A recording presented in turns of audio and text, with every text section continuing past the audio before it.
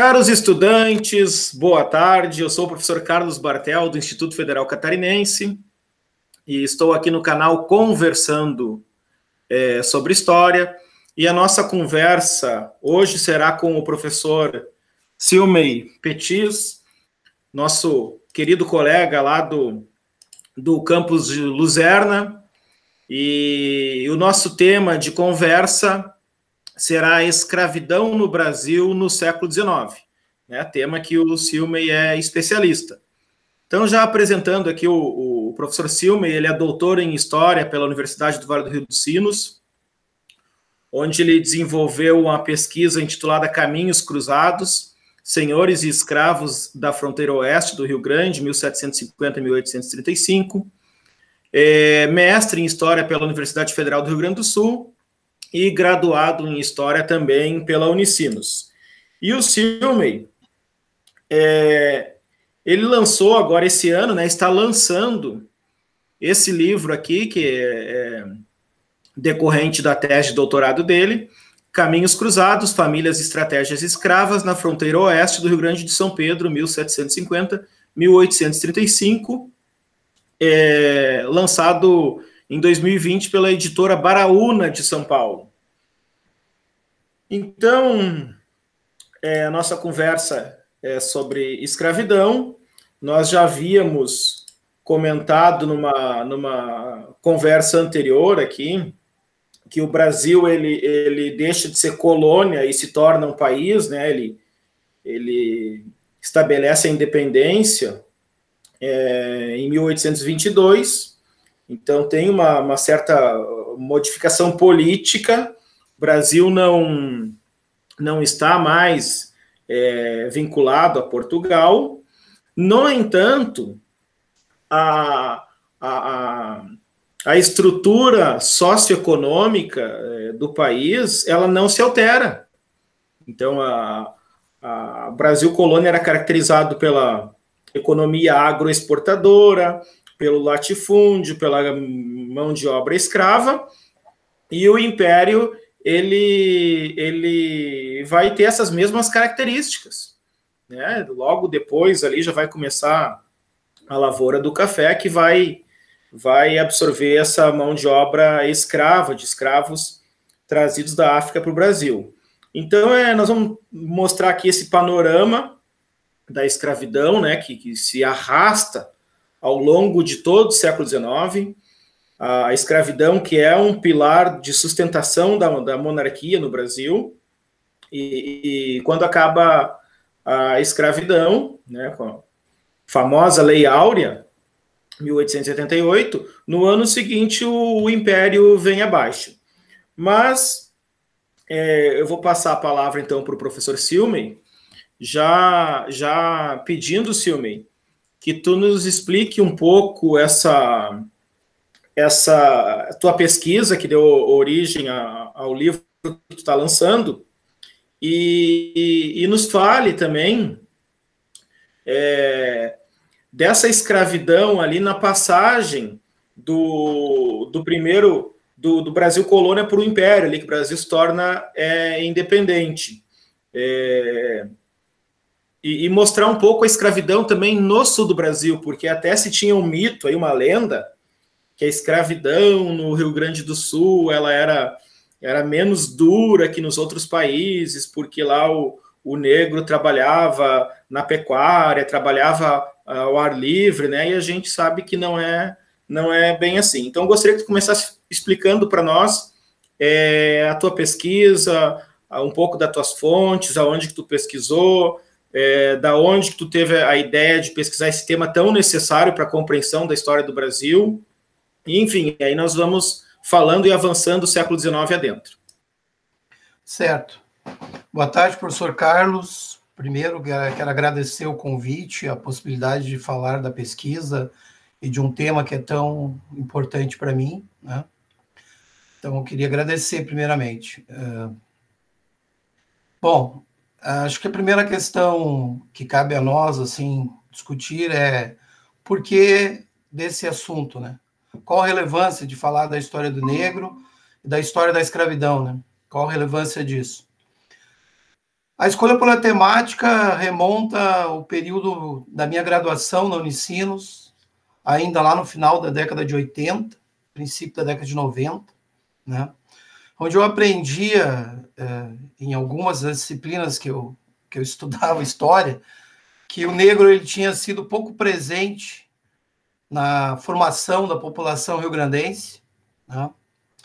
Isso se explicava pelo frio, pelas atividades pecuaristas, que eram atividades que exigiam pouca mão de obra, e aqueles poucos escravos que se visualizava nessa historiografia mais antiga, que vai da década de 30 até a década de 60, né, se fazia referência a um indivíduo negro escravizado que tinha uma vida mais sadia do que fatigante, como se dizia.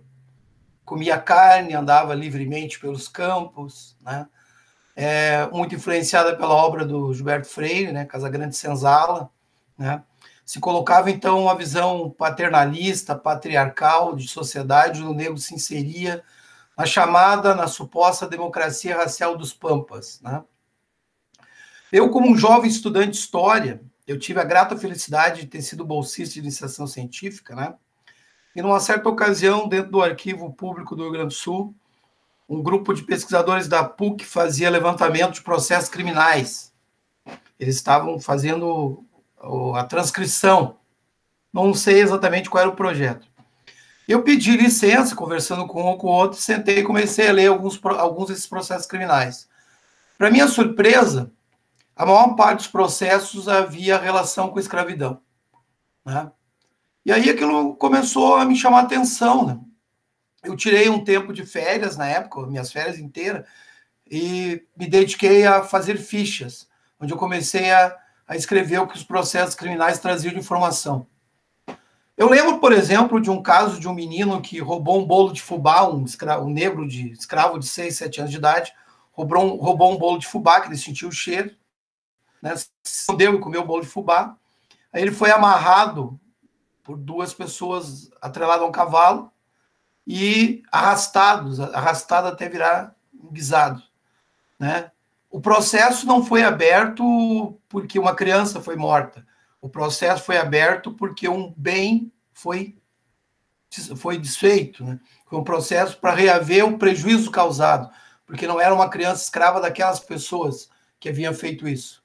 Então, eu consegui perceber naquele momento, isso era o ano de 1992, eu consegui perceber que o escravo estava presente ali. De uma forma ou de outra, ele estava presente naquelas fontes.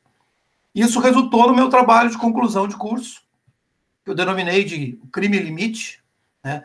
Eu trabalhei 400 processos crimes, esse trabalho de conclusão de curso orientado pela professora Heloísa Capovilla, né? Mostrou a violência que o escravo sofria, mostrou os ofícios que ele praticava, né? Porque existia referência a isso, os locais onde ele convivia, muitas questões ligadas à violência que sofria, tipo, revidava ações de capatazes, de feitores, né? Procurando colocar a sua posição a respeito das coisas. E esse foi meu trabalho de conclusão de curso, que acabou premiado na Unicinos mais tarde, né? Numa ocasião. E eu saí da graduação, então, já incomodado com a situação. Lembre que em 88 aconteceu um evento na PUC, que é bem singular nesse sentido, que foi o Encontro Escravidão, que eu tenho o livro até hoje, né? Na ocasião eram os 100 anos de abolição da escravatura, né? E esse começo da década de 80, então, ele vai marcar uma nova leitura historiográfica a respeito da escravidão. Preciso dizer que a contrariedade àquela tese de democracia racial, ela foi desfeita, digamos assim, ou começou a ser combatida de forma mais veemente a partir da escola sociológica paulista, né? Representada por autores como Ottaviani, Florestan Fernandes e, especialmente, Fernando Henrique Cardoso, que defendeu a tese em 1962 do capitalismo e a escravidão no Brasil meridional, mostrando números da escravidão no Rio Grande do Sul, especialmente no modo de produção que se visualizava das charqueadas, né? E também o tratamento desumano, né? Essa década de 80, então, ela vai marcar, assim, uma influência bastante grande da historiografia marxista a respeito da escravidão, caracterizando o quanto violento tinha sido o processo e também as ações de resistência dos escravos. Muitos estudos ocorreram a respeito de quilombos, fugas, né? Enfim, a forma com que os escravos agiam revidando a escravidão, né? Essa postura, ela foi representada nacionalmente, especialmente por um autor chamado Jacob Gorender, né, que escreveu sobre a escravidão. Outros, no Rio Grande do Sul, Margarete Bacos, Mário Maestre, que foi minha maior referência no começo. Eu estava seguindo por essa linha. Quando eu entrei na URGS, eu esperava ser orientado pelo Mário Maestre, para trabalhar a questão das fugas para além fronteira, né? Era o meu autor principal. Mas, para meu azar, quando eu ingressei na URGS, foi no semestre que ele saiu, né? E aí enfrentei uma dificuldade de orientação lá dentro, acabei orientado pelo professor Guazelli, né? César Guazelli, saudoso professor Guazelli, que me orientou brilhantemente, né? Muito agradecido a ele. O livro foi publicado depois da dissertação, né?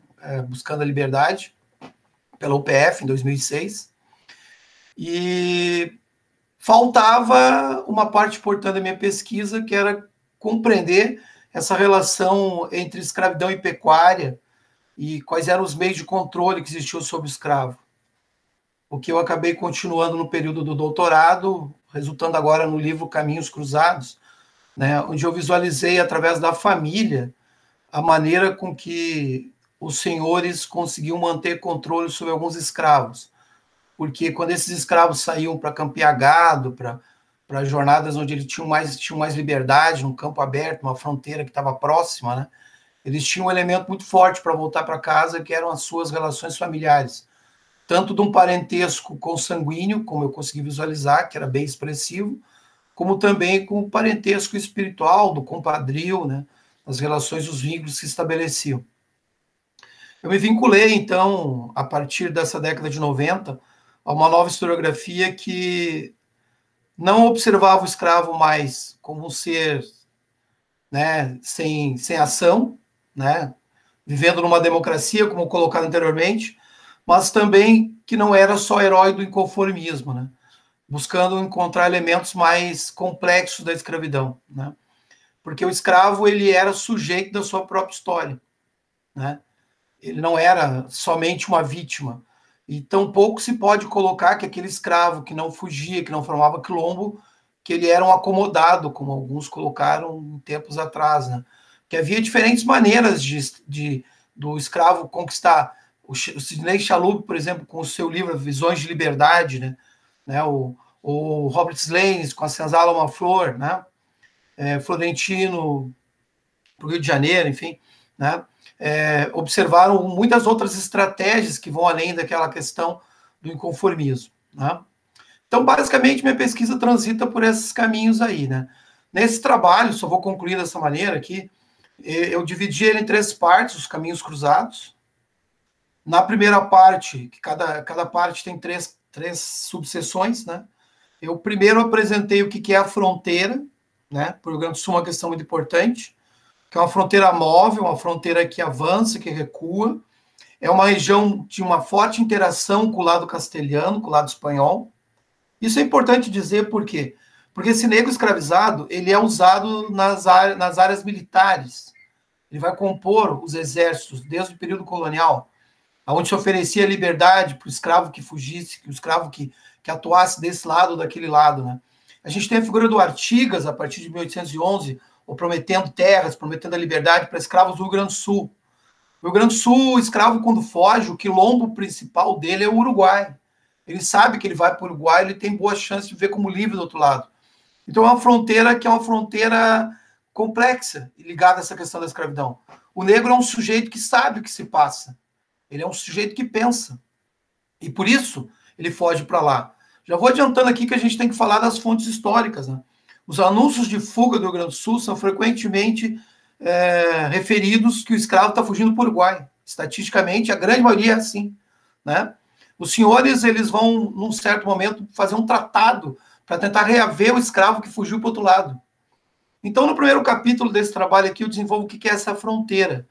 É uma fronteira militar, é uma fronteira de avanço da pecuária, de avanço da civilização, porque eu vou pegar ali o Tratado de Madrid, a fronteira oeste que está se constituindo, que está se formando. É o primeiro aspecto. Sem que eu me estenda demais, né? Porque senão fica chato. Né? Um segundo ponto importante que eu fiz no primeiro capítulo aí foi explicar qual é a estrutura de posse. Né? Por que eu tenho que falar em estrutura de posse? Porque até então se fala que o escravo ele é pouco expressivo. Então eu mostrei com o trabalho a partir dos exames dos inventários, né? Dos inventários que mais de 90% dos proprietários que viveram nessa região aí, e eu localizei 700 e tantos inventários, é um número bem significativo, eles são senhores de escravos. O escravo está presente nos censos populacionais daquela época. O Rio Grande do Sul tem em torno de 30% da sua população formada por escravos. Vai variar de 27% a 35%. Né? Os proprietários de escravos dessa região aí, eles podem ser considerados como proprietários de médios plantéis, de plantéis médios e pequenos. Mas existe proprietários com 95 escravos. São exceções, mas eles existem também. Né? Então, eu no segundo capítulo, eu coloquei essa questão do universo das propriedades, no que os escravos atuavam, que depois eu explico um pouquinho melhor esse detalhe que eu acho importante, né? A estrutura de posse. Na segunda parte da tese aí, eu trabalhei a questão das características demográficas da escravidão. Eu procurei responder a pergunta: quem são esses escravos do sul do Brasil? Em linhas gerais, são escravos que entram pelo porto do Rio de Janeiro. Então, eles são escravos da África centro-ocidental. Né? Eles não são maioria como das regiões nordeste, que são pretos Mina, né? Nagô, que são muçulmanos. Né? Eles são escravos que se assemelham à origem do que é encontrado pelos estudos do Rio de Janeiro. Né? Eles são maioria crioulos. São maioria crioulos. O que significa isso? O que esse termo quer dizer? A maioria deles são nascidos na própria região. Né? Eu percebi que é uma escravidão mantida tanto por uma relação endógena, de incentivo dos senhores à reprodução interna, e daí a questão das famílias, por exemplo, como também por uma entrada constante de africanos, de pessoas que vêm através do tráfico negreiro. Né? Nessa característica demográfica, me chamou muita atenção a grande proporção de crianças, né? Mostrando como a reprodução era importante. Né? Há uma desproporção de sexo bastante grande, porque o africano, a imensa maioria, são de homens, entre os crioulos há uma proporcionalidade maior. Né? Eu localizei pela tese questões ligadas à cor também, que é importante, porque, por exemplo, o pardo mostra a questão da mestiçagem. Né? Essa é uma região com grande presença de índios trazidos das missões, que foram estabelecidas nas proximidades com o Rio Pardo. Tinha um aldeamento São Nicolau. Né? Então, há uma mistura de negros, de brancos, de índios, e esse pardo, cabra, etc., ele é muito presente ali nessa região. O preto, ele geralmente designa o africano, né? E ele geralmente vem junto com o nome. A partir da década de 30, eu percebo pelo meu estudo que a definição da origem começa a ser subnotificada. Os senhores estrategicamente não fazem mais referência à localidade africana. Por quê? Porque a partir dali tem tratados que tornam a escravidão ilegal de certas áreas. Então se faz a utilização apenas escravo como preto, né? Não mais como africano. Mas eu entendo que é o africano que está presente ali. Isso porque na quantidade de escravos que eu localizei, eu percebo que a referência ao africano ela vai desaparecer praticamente, aumentando a referência a pretos, tão somente. Né? Bom, as características, como eu comentei, então, maioria de homens, maior proximidade entre a razão de sexo dos crioulos, né? O escravo presente em muitos ofícios, né? Identificados sobretudo os inventários, né? Nessas instâncias que se percebe hoje em dia não eram propriedades apenas dedicadas à pecuária, mas sim uma diversidade de outros ofícios, como o cultivo da mandioca, do trigo, de gêneros básicos como feijão, né? havia serviços ligados à carpintaria, à marcenaria, ao couro, especialmente nessa região aqui, muitos escravos descidos como sapateiros, né? E para concluir essa fala, que eu acho que já está um pouquinho extensa, a principal contribuição que eu trago, a partir do 3º capítulo da tese, é quando eu faço o mapeamento de trajetórias de vida. Porque dizer que o escravo formava família é muito pouco. É preciso investigar qual era a condição de estabilidade dessa família, né? Em que condição que ela se formava e como ela se mantinha. E aí eu estudei alguns grandes proprietários, né, onde eu identifiquei uma série de documentação do mesmo indivíduo, partindo como referência o senhor, né, proprietário do escravo.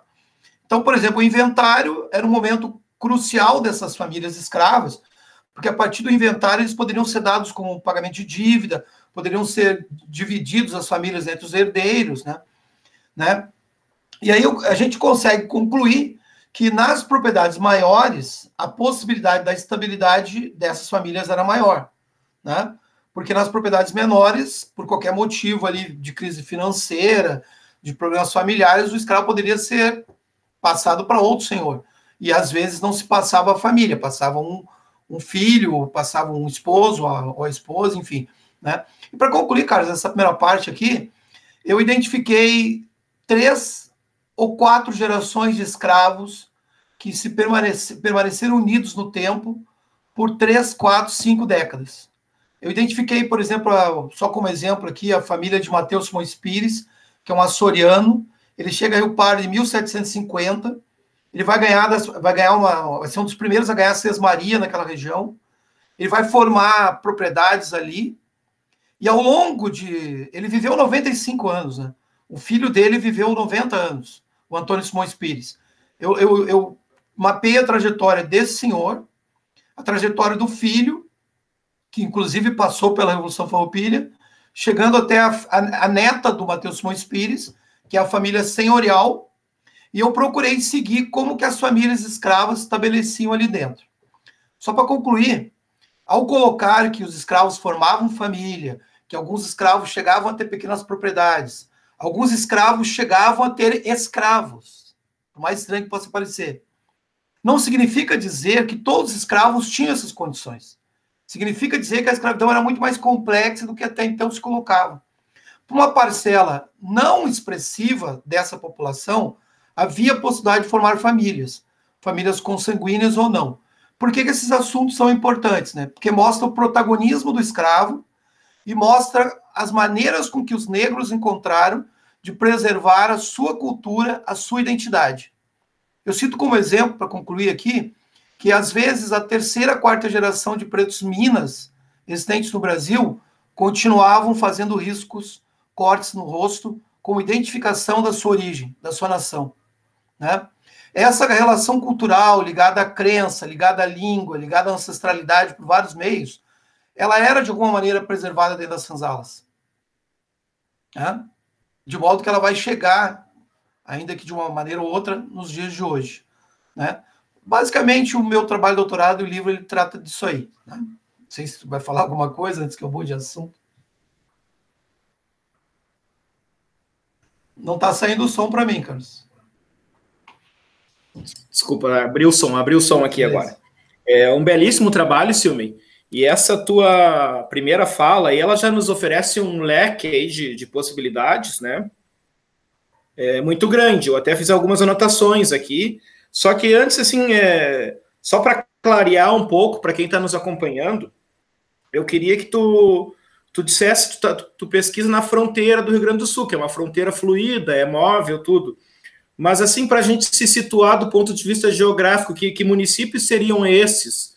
Tu pega ali a questão das charqueadas, ali de Rio Grande, Pelotas também, o Alegrete lá, Bagé, quais são esses municípios? O que seriam hoje essa região? E esses escravos, que é um dado maravilhoso que tu traz, né? Se a gente comparar, por exemplo, essa mão de obra escrava na pecuária, que é um produto muito importante lá desde o período colonial, com a produção de cana e mesmo nas lavouras de café, onde muitas vezes até o senhor de escravo ele não tinha vontade nenhuma de deixar que se formasse família.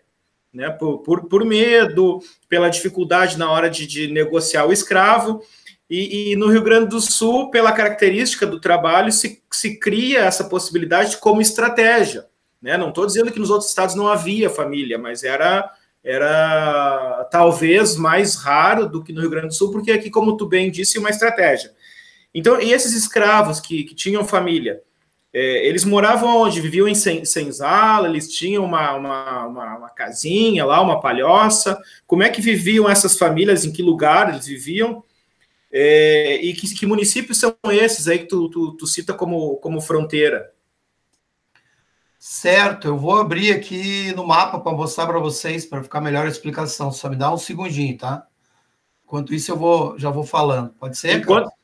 Pode. Enquanto tu vai abrindo aí, sabe que faz alguns anos eu encontrei o Mário Maestre num evento lá na Universidade de Passo Fundo. E o Maestre, ele gosta muito de enfatizar o caráter da violência da escravidão, né? E tu já nos mostrou aí, pelo exemplo que tu trouxe do menino que virou carne moída, tu mostra essa violência, mas ao mesmo tempo tu também está nos falando, né? E aqui é um dado importante, que uma das primeiras, assim, com perdão da redundância, mas uma das primeiras premissas da escravidão é a desumanização, né? Se perde a liberdade e tu transforma o ser humano numa coisa. Então, ali, a morte do menino, na realidade, foi considerado um dano ao patrimônio. E o escravo, ele é um objeto, e é o objeto, é o produto, vamos chamar assim, mais lucrativo, tanto do Brasil colônia, quanto no século XIX. Os maiores capitalistas, né, do Brasil, entre os maiores capitalistas do Brasil no século XIX, estão os traficantes de escravo. Tá? E então são esses aspectos, o trabalho na pecuária, que é diferente da pecuária, que é diferente do café, como eu falei.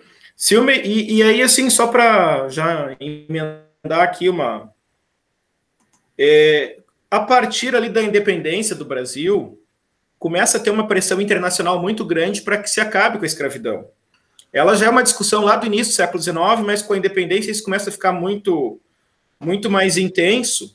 Tanto é que em 1831 já se cria a primeira lei proibindo o tráfico, a Lei Feijó, de novembro de 31, no sentido de, olha, uma resposta que o Brasil está dando a essa pressão internacional. E, claro, a partir dali, principalmente depois com a Lei Eusébio de Queiroz, em 1850, que vai ser a mesma lei proibindo o tráfico, porque a primeira foi para inglês ver, né, não foi efetiva.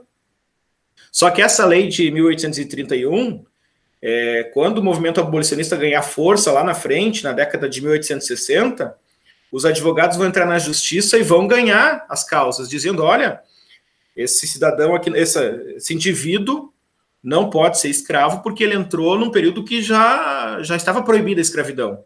Entrou em 35, em 36, que até tu menciona aí, né? Não aparece nos registros. Por quê? Porque essa lei, Feijó, mesmo não sendo efetiva, ela nunca foi revogada. Então, a Lei Eusébio de Queiroz, ali, ela vai também diminuindo a entrada de escravos aqui, do ponto de vista legal, né? Vai escasseando. E aí eu te pergunto, assim, ó, da importância da manutenção dessas famílias e da produção de escravos em âmbito local, até como uma resposta a essa dificuldade que está sendo imposta pela proibição do tráfico. Carlos, muito das questões, Carlos. Isso vai dar bastante questão, vai dar bastante assunto para nós conversarmos.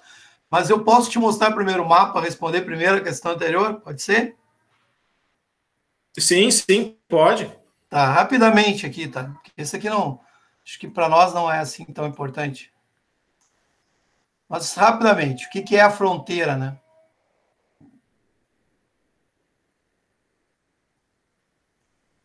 Opa.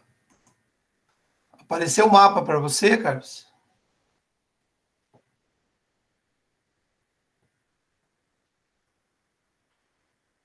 Mudou? Apareceu o meu mapa do Rio Grande do Sul. Tá, parei. Mapa do Rio Grande do Sul aqui, tá? Bom, a localidade que eu me detenho assim com mais ênfase é Rio Pardo. Ela fica a 130 quilômetros de Porto Alegre. Hoje está muito longe da fronteira, tá? Mas Rio Pardo, ela foi, num certo momento, a localidade mais interiorizada do território do Rio Grande do Sul. Aquele caminho por rios, aqui através do rio Jacuí, se chegava até essa localidade, aqui as carretas levavam mercadorias e avançava o povoamento para o oeste do estado, né? Quando os castelhanos invadiram o Rio Grande do Sul em 1763, eles chegaram até aqui, até essa localidade, essa área toda aqui em amarelo foi ocupada pelos espanhóis, né? De modo que a localidade ganhou o apelido de Tranqueira Invicta, porque daqui nunca passaram, né? Foi por aqui que Rafael Pinto Bandeira, por exemplo, com um exército de negros, jogou os castelhanos de volta, né? Recuperando boa parte do território rio-grandense. Por Rio Pardo entraram os açorianos, depois de 1750, e foram fundando outras localidades. Quando da vinda da corte, em 1808, ocorreu a primeira divisão administrativa do Rio Grande do Sul e surgiram 4 municípios, né? As 4 primeiras vilas, para usar um conceito mais adequado. Santo Antônio ao norte, como dá para ver aqui, a vila de Porto Alegre, que abrangia toda essa região aqui, e o sul, que era formado pela vila de Rio Grande. A localidade de Rio Pardo era, então, a fronteira oeste inteira, né? Desmembraram-se todos esses municípios aqui do território de Rio Pardo. Na minha pesquisa, eu estudei documentação de 4 localidades, porque essas 4 foram surgindo da Rio Pardo, que inicialmente era toda essa área que eu estou mostrando. As 4 são Rio Pardo, o município sede, a vila sede, depois Cachoeira, a partir de 1819, Caçapava e Encruzilhada do Sul. São essas 4 localidades. O território, portanto... Oi. Não, aí é um território bastante extenso, né? E pega ali a fronteira com o Uruguai, pega a fronteira com a Argentina, que são zonas de conflito, como tu está nos dizendo. Sim. E ao norte ali o município de Lages, né? Que fundado na segunda metade do século XVIII, e é um município voltado para a atividade pecuária também. Sim. Então, por aí transitavam escravos, né? Lages ali, o norte do estado. Região das tropas também, né? Ficava nessa área aqui o gado que havia se espalhado pelo Rio Grande do Sul, boa parte estava por essa área aqui. Essa região ela era a principal região pecuarista, né? Você chegou a falar da questão das charqueadas, né? Eu identifiquei algumas grandes charqueadas por essa região aqui do Rio Jacuí, de Rio Pardo, Encruzilhada, Caçapava, né? Caçapava também teve mineração de ouro no princípio do século XIX, né? Então, tá aqui faz parte aqui Jaguarão, faz parte Santa Maria, né? E essa fronteira, para concluir, era uma fronteira muito ativa, do contrabando. Esse escravo, por exemplo, Carlos, é que não dá tempo para falar tudo, né? Só para citar. Eu identifiquei sociedades com o Rio de Janeiro, que entravam escravos por Rio Pardo aqui, e daqui partia para a região argentina. Recorda que tem a questão da região platina aqui, da prata que vinha da Bolívia, né? Nessa fase do século XVIII, faz parte... nos inventários tem muita prata, né? E o comércio, então, o contrabando, o escravo era uma moeda de troca para as regiões aqui, castelhanas aqui. Também por isso o número de escravos era significativo na região, né? Pelo que eu consegui identificar. Silvio, mas aí com o avanço dessas leis de proibição do tráfico, aí, ela é intensificada, essa estratégia da família, porque tu nos disse muito bem que é uma maneira de tu manter o negro preso ali ao trabalho, porque ele tem a família esperando o retorno dele. Mas daqui a pouco isso também vai ter uma outra característica, porque tu não vai ter mais como importar o negro, então tu tem que dar conta dessa mão de obra em âmbito local. E aonde que viviam essas famílias? Certo, tá certo. Sim. Na obra Uma Senzala, uma Flor, Robert Slane trata essa questão com mais detalhes, tá? Mas eu identifiquei, inclusive o inventário do Rafael Pinto Bandeira, ele é muito interessante. É uma obra-prima para estudar essa questão das moradias dos escravos, que eu não usei na minha tese, mas eu cito como exemplo, tá? Os escravos que formavam família, que casavam, né, que contraíam matrimônio, primeiro eles tinham que ter a permissão do senhor. É preciso dizer que essas famílias, elas formavam no âmbito das propriedades.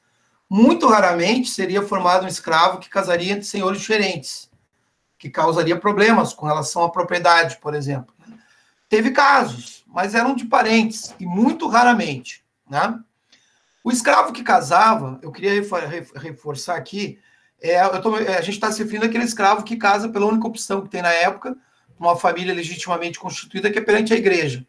Só isso já daria um pano para manga para a gente falar muito tempo, a questão da igreja e a escravidão, né? Que se for o caso, a gente pode retomar depois, né? O escravo que casa, eu vou colocar um pouquinho da estratégia do senhor. Por quê? Porque o senhor, ao promover o casamento dos escravos, ele oferece aos outros escravos a expectativa de que também possam ter família, que também possam ter aquele benefício, né? O que ele ganha? Ele ganha maior privacidade. Esse escravo casado, ele, em geral, ele vai ter uma casa separada, uma habitação separada dos demais. Muitos desses escravos casados, com filhos, com família, são aqueles escravos mais próximos ao senhor, né? Eles também, muitas vezes, tinham uma pequena terra, a tal da brecha camponesa, onde eles podiam, por exemplo, tirar algum tipo de ganho, além da alimentação, da vestimenta que tinha, melhorando um pouco as condições de vida. Só eu quero sublinhar aqui bem claramente, eu não coloquei, de modo algum, na minha pesquisa, e ninguém coloca, que essa fosse uma realidade acessível a todos. Não, é acessível a um número de escravos, a uma parcela dos escravos. O que nós não podemos retirar é o protagonismo do negro, que sabe negociar para alcançar essas condições. É uma conquista diária, pequena, mas relativamente importante, que dá a ele, como o Chalub coloca, uma parcela de liberdade. Esse escravo casado, num certo momento, ele tem ali as suas próprias escolhas, dentro do universo da privacidade que ele consegue alcançar. Né? Eu acho que não sei se te respondi a primeira parte. Não, sim. Posso falar da lei agora? Sim, não, mas deixa eu só fazer um comentário, Silvia, porque é fantástico isso que tu traz. Exatamente, né? Não é uma universal, né? Não é horizontal isso aí, mas cria uma expectativa no escravo. Se por um lado é uma estratégia do senhor, que eu estava enfatizando aqui, por outro lado, também o escravo vai se valer das brechas que essa oferta aí vai oferecer, né? Então é perfeita aí a tua explicação. E a outra questão, Silmi, das leis? Das leis. Beleza. Só que depois eu queria voltar ao começo da escravidão, que eu nem cheguei nesse ponto ainda, tá? Eu gosto muito de cronologia. Então nós vamos ter que voltar atrás um pouquinho depois. Não sei se vai ser possível, se vai dar tempo, né? Olha só, a questão das leis, né? Eu vou contar uma curiosidade aqui para as pessoas que estão nos ouvindo e para ti, né? Não sei se você conhece ou não. Num certo momento do século XIX, as alforrias premiavam, por lei, a escrava que tivesse o 7º filho, ela era liberta. Percebe a questão? A escrava que chegasse a ter 7 filhos, no 7º filho, ela era liberta. Ela está sendo premiada pelo quê? Pelo número de crianças que ela tinha gerado, né? A crueldade disso, como é meio óbvio de se entender, é que se libertava a mãe, o que não se pode tirar o ganho que era a mãe conquistar a liberdade. O sonho de todo escravo é ser livre, é ter a liberdade, né? Mas as crianças não eram libertas, elas seguiam escravas. Então era uma estratégia do senhor, né? O que se coloca, e eu posso referenciar pelo que eu vi também até hoje de pesquisa, é que após 1850, Carlos, a partir de 1831, na questão da Lei Feijó, você enfatizou muito bem a questão das ações de liberdade. Os escravos, eles encontravam um apoio entre terceiros para entrar com ação judicial para aquelas formas de escravidão que tinham se dado de forma ilegal. Porque algumas regiões não eram mais permitidas o tráfico negreiro. Então, eu acho que é interessante fazer referência que a escravidão ela vai sendo concluída muito gradativamente ao longo do século XIX. Eu não coloquei no começo, mas vou dizer agora. O Brasil é o maior país negro do mundo depois da Nigéria na África. Nós somos a segunda nação negra do mundo. O Brasil foi o último país do mundo a abolir esse tráfico, essa escravidão africana, de origem negra. Escravidão racial. Quando em 13 de maio de 1888 a escravidão foi abolida, né, era o último país do mundo a concluir esse processo. Eu vivo num país preconceituoso, hipócrita, onde muito da escravidão reflete na injustiça, né, nas condições de precariedade que se tem hoje. É só alguém sendo muito hipócrita para não reconhecer, por dados estatísticos, dados governamentais, que a população negra ela sofre mais com desemprego, com analfabetismo, com falta de acesso à saúde. E só fazer uma pequena ressalva. Quando essa epidemia passar e for verificado quem são aqueles que não têm atendimento médico, que não têm as chances da quarentena, que estão mais expostos na linha de frente, adivinhem, vai recair sobre aquelas regiões periféricas, aquelas áreas marginalizadas, onde ali a maioria é negra. Então, essa é a razão da minha pesquisa, essa é a razão da ênfase que eu dou a esse tema. Né? A 1831, a Lei Eusébio de Queiroz, ela está representando essa pressão internacional. 1845 tem a Bill Aberdeen, né, que dá direito à frota inglesa de abordar navios brasileiros, né, de afundar navios brasileiros, de pressionar, né, controlar a Inglaterra, os mares. Né. Isso está ligado às questões diplomáticas entre Brasil e Inglaterra, que se deram no segundo reinado. Eu acho que é um assunto bem legal para pensar. Né. Mas, enfim, eu acho que a ênfase que a gente tem que dar é que a escravidão ela foi levando até onde deu. A elite cafeicultora, especialmente naquele período, ela fez uso da escravidão até onde foi possível, né? E se a gente vai falar das leis, se já é o momento de falar das leis, eu acho bem importante passar pela Lei de Terras, ao mesmo tempo que se fala da Eusébio de Queiroz, 1850.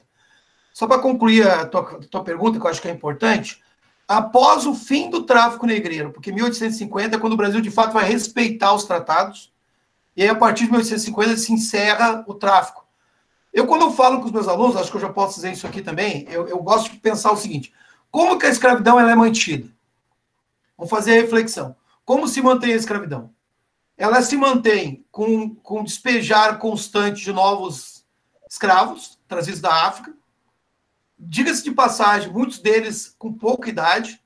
Tem muitos escravos que vêm da África que não são adultos, cara. É 7, 8, 9 anos de idade. Você já tem uma quantidade de estudos que mostram isso. Com todo um tempo ainda de formação aqui para trabalho, etc. Né? Então, depois de 1850, essa torneira, essa constante entrada de novos escravos, ela vai se interromper. Não podemos esquecer que o escravo tinha uma baixa expectativa de vida, porque ele sofria péssimas condições de alimentação, de vestimenta, vivendo numa senzala, passava frio, passava calor, sofria com trabalho árduo, tinha uma expectativa de vida muito baixa. A outra manutenção da escravidão é a reprodução endógena, que se dá pela reprodução interna. Né? Evidentemente que após 1850, a estratégia de reprodução interna ela se acentua. Por quê? Porque o preço do escravo vai triplicar em pouco tempo.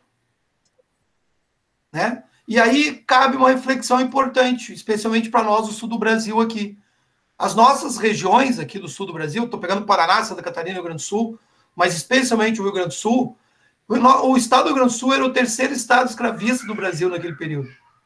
Mas o que vai acontecer a partir dali? A Guerra dos Farrapos, 35-45, a abolição da escravatura nos países vizinhos, a fronteira, que é um espaço de fuga, e um capital significativo que se dá transferindo esse escravo daqui para o Sudeste para trabalhar na lavoura do café. Porque agora, com a oferta menor, né, a oferta menor por conta do fim do tráfico, eleva o preço do escravo. Então, o que acontece? A região sul do Brasil, assim como a região nordeste, se tornam, né, fornecedoras de escravos em grande escala para o Sudeste. Concluindo a tua pergunta, estímulo maior à família. Silmei, tu é coordenador do NEAB aí também, né? A gente não... Sou coordenador do NEAB, com pouca atuação até agora, quase nenhuma, mas sim. Eu me passei ali no início, né, na apresentação, então o Silmei é coordenador do NEAB, o Núcleo de Estudos Afro-Brasileiro e Indígenas. do Campus Luzerna, né? Então, esse nosso debate também é uma atividade do NEAB de Luzerna. Silmei, o Rio Grande do Sul, inclusive, tem uma cultura negra muito pujante, né? Quer dizer, o carnaval, as religiões afro-brasileiras, né? O batuque, é muito forte no Rio Grande do Sul. Mas, assim, tu falou lá no início uma questão importante, né? Dentre tantas outras que tu mencionou aí, que o escravo ele é um objeto, mas ele não é passivo, né? Porque esse era um mito que se tinha, né? Que o índio não aceita ser escravo, o negro é mais dócil, né? Que era uma grande bobagem. E tu está mostrando então o negro aqui, o escravo, enquanto sujeito da história. Só ali tu falou muito bem da lei de 1850, a lei de terras. Mas ali, para nós seguir, então, uma cronologia, em 1824, já se tem um problema na Constituição, né? Um problema que o negro ele não vai ganhar a cidadania. Mas o negro nascido no Brasil, ele é o escravo, aliás, o escravo é nascido no Brasil, ele é brasileiro, mas não é cidadão. Se cria uma categoria que vai ser de difícil conciliação ali, porque tem o negro, tem o escravo, tem o negro liberto, tem o índio. Um outro mito que se tem no Rio Grande do Sul aí, eu até falo com os alunos, é o do vazio demográfico, né? Como se o Rio Grande do Sul ali fosse um vazio, não tinha nada ali, e chegaram os portugueses para ocupar, enquanto a gente sabe muito bem que tinha agrupamentos indígenas ali, caigangue, charrua mais ao sul. Silmei, mas aí, então, desde o início, o negro ele já sai atrás, né, do ponto de vista dos direitos sociais, do ponto de vista econômico, do ponto de vista da participação na vida política, porque a Constituição já não relega ele nem o direito de cidadania. Aí nós temos a década de 50, e uma coisa assim que é muito simples, mas os alunos confundem muito. Uma coisa é o fim do tráfico, outra coisa é o fim da escravidão. Nós temos o tráfico proibido, né? E aqui eu não estou dizendo que não há tráfico, há um tráfico clandestino, claro que já diminui muito pelo papel ou pela ação do Estado, mas a escravidão ela continua. E nós temos agora, ali na 1850, 1860, as lavouras de café do Sudeste atraindo essa mão de obra escrava. Esses escravos aqui do Sul, né, vem muito escravo lá da mineração, o escravo do Nordeste para o Sudeste. Mas esses escravos aqui do Sul, eles não eram negociados também com o Sudeste para trabalhar nas lavouras de café? Sim, Carlos, eu comentei isso agora há pouco, eu fiz referência a isso, é o comércio interprovincial, em larga escala. Inclusive, eu trabalho isso no livro em dados estatísticos, né? Que a província do Rio Grande do Sul, como era chamado, primeiro capitania, província, depois estado, né? Era a terceira maior em número de escravos no Brasil. Você pensa que a proporção de escravos do Rio Grande do Sul aqui, o volume, né? Era, por exemplo, o dobro do Paraná, com uma região interna, de economia interna, não agroexportadora, né? Era um número muito importante, muito significativo. Mas o que vai acontecer a partir dessa segunda metade do século XIX, né? Vai se implantar uma política de branqueamento, é importante dizer. Essa política de branqueamento ela é uma estratégia, né? E eu preciso fazer uma referência aqui, que as teorias raciais que se estabelecem, que se a gente comparar o que acontece, por exemplo, no Brasil, o que está acontecendo na Europa na época, é o período do imperialismo, da ocupação do território africano, né? As potências europeias, diante da segunda revolução industrial especialmente, vão repartir a África entre si, né? E aí vão justificar essa ocupação da África, recorde o pessoal que estuda isso aí, como a chamada missão civilizatória. Lembram? Esse branco superior, porque aqui é o cientificismo daquele século XIX, que o europeu é levado a acreditar que os trens, as vacinas, as melhorias da agricultura, etc., levariam a um progresso contínuo, né? Permanente, e que aquilo teria acontecido pelos europeus pela sua capacidade superior ao oriental, ao indígena, E na escala hierárquica racial, colocado pelas correntes da eugenia, as correntes raciais da época, o negro era colocado lá na base da pirâmide social, em termos de capacidade.